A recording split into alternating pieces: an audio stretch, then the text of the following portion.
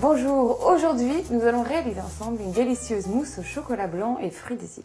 Pour cette recette exotique, nous allons avoir besoin de 180 g de chocolat blanc Nestlé Dessert, soit une tablette, de fruits exotiques, une grenade, 200 g de mangue et 3 fruits de la passion.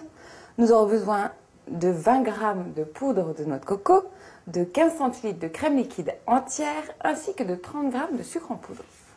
Pour pouvoir faire fondre notre chocolat blanc au bain-marie, on va d'abord le casser en carrés.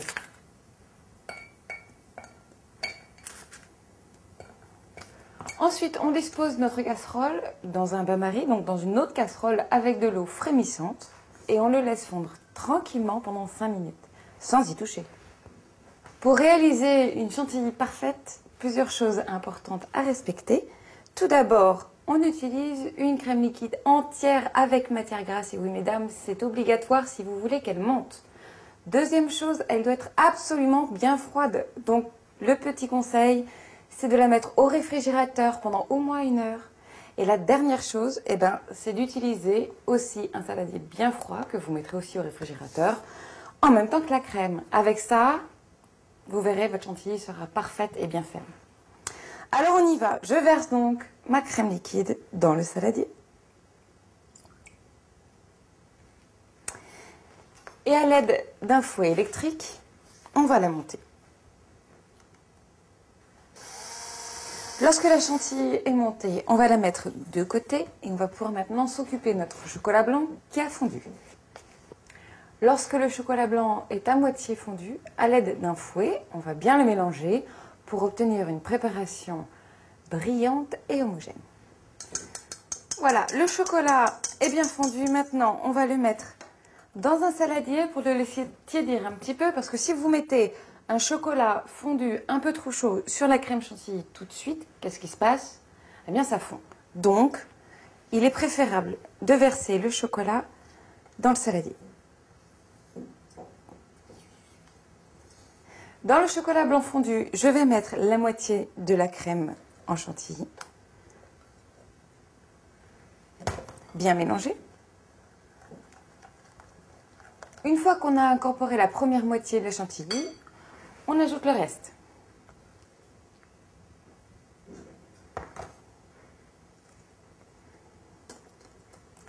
On va maintenant pouvoir verser notre préparation en ramequin ou en verrine. On verse délicatement la mousse dans les verrines. L'idéal, c'est de remplir à peu près la moitié de vos verrines pour laisser de la place à nos fruits exotiques. Une fois que vous les avez remplis, on les tasse légèrement pour aplanir la surface. Maintenant, vous allez placer vos verrines au réfrigérateur pendant 24 heures. C'est donc un dessert qui se prépare à l'avance. Pendant que la mousse est en train de refroidir, on va pouvoir préparer les fruits exotiques. Alors, tout simplement, nos fruits de la passion, on va les couper en deux. Et à l'aide d'une cuillère, on enlève les pépins et la pulpe. Et tout se mange. Ensuite, on va y ajouter notre grenade. La mienne est assez grosse. Idem, on va la couper en deux. Et on va prélever les graines. Lorsqu'on prélève les graines de grenade, faites-le comme moi aujourd'hui à la cuillère ou encore à la main, selon vos habitudes. En tout cas, faites bien attention à détacher les petits grains de cette membrane blanche qui n'est pas très bonne à manger. Pour la mangue, on va la couper en petits dés. Avant cela, il va falloir la couper en deux, l'éplucher. Et pour la couper en deux, une petite astuce. Si vous coupez à cet endroit-là, vous allez tomber sur le noyau de la mangue, qui a tendance à être plat, mais quand même assez épais. Et surtout, il fait toute la longueur. Donc, pour éviter de buter dessus, tout simplement, vous allez décaler la lame de votre couteau d'un demi-centimètre. Et vous allez voir, vous allez passer juste à côté. Sans faire trop de gaspillage. Vous voyez, on peut voir ici le noyau. Ensuite, on va éplucher notre mangue à l'aide d'un économe ou d'un petit couteau, sans problème, les deux se font. Et ensuite, on la coupe en dés. L'idéal, c'est de faire des dés à peu près de la même grosseur que les autres fruits, mais faites selon votre bon plaisir. Maintenant, on va réunir tous nos fruits dans le même saladier. On les mélange. Et en attendant de les utiliser, on va pouvoir préparer notre caramel. Vous pouvez les placer au réfrigérateur. Dernière étape, notre caramel à la noix de coco. Mon sucre semoule, je vais le verser dans une poêle froide et on va le chauffer jusqu'à ce qu'il se transforme en caramel. On appelle ça un caramel à sec. C'est simplissime à faire, il n'y a juste qu'à regarder et résister à l'envie de le mélanger. Lorsque votre caramel commence à se faire et devient blond, n'hésitez pas à ce moment-là à mélanger, sinon il risque de brûler.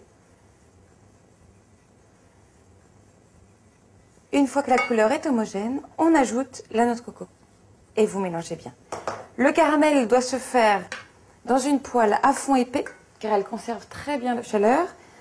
Et vous pouvez, vous voyez, l'enlever du feu sans que cela ne fige. Une fois qu'on a ajouté la noix de coco, remettez un petit peu sur le feu pour remettre de la chaleur et liquéfier votre caramel. Il ne doit surtout pas brûler.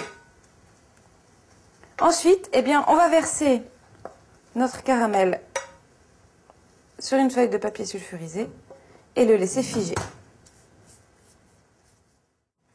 24 heures plus tard, notre mousse a figé. On va pouvoir maintenant répartir notre mélange de fruits exotiques dessus. Le croustillant avec notre caramel à la noix de coco que vous allez parsemer en petits morceaux dessus. C'est un dessert qui est presque parfait. Vous allez retrouver différentes textures dans votre bouche.